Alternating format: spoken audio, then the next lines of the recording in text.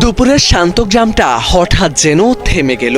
রাজশাহীর তানোরের কোয়েলহাট পূর্বপাড়ার ধানখড়ের মাঠে শিশুরা খেলছিল আগের মতোই, হাসি, দৌড়, ধুলোর উড়াউড়ি। ঠিক সেই খেলাধুলার মাঝেই এক মুহূর্তে বদলে গেল সবকিছু।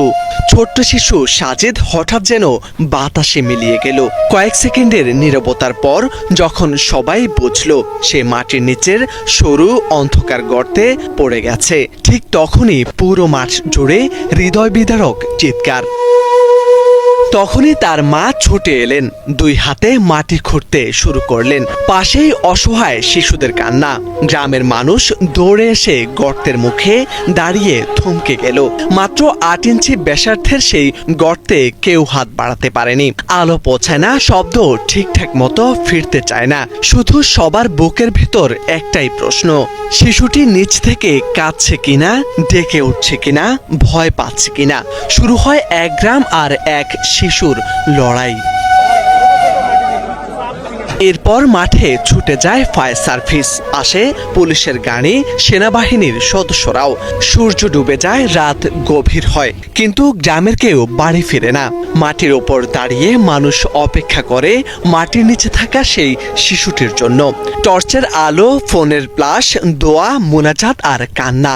রাত বাড়ে, শিশুটির জন্য জেগে থাকে শত শত মানুষ। অনেকেই নামাজ পড়ে দোয়া করেন।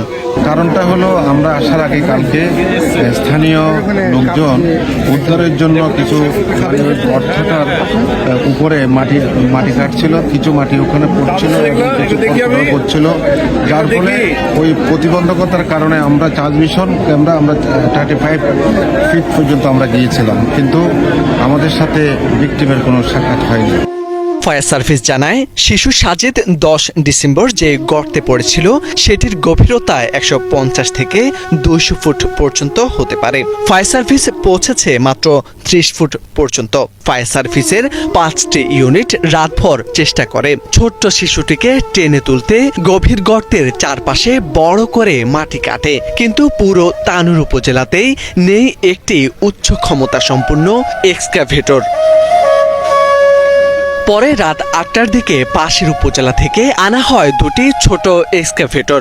রাত 1:45টার দিকে আসে শক্তিশালী এক্সকাভেটর। উপস্থিত শত মানুষের চোখে তখন আশা নিয়ে দাঁড়িয়ে থাকে। তবে শেষ খবর পাওয়া পর্যন্ত 11 ডিসেম্বর দুপুর 12টায়ও উদ্ধার করা সম্ভব হয়নি তাকে। মোরশেদ আলম, বাংলা ভিশন।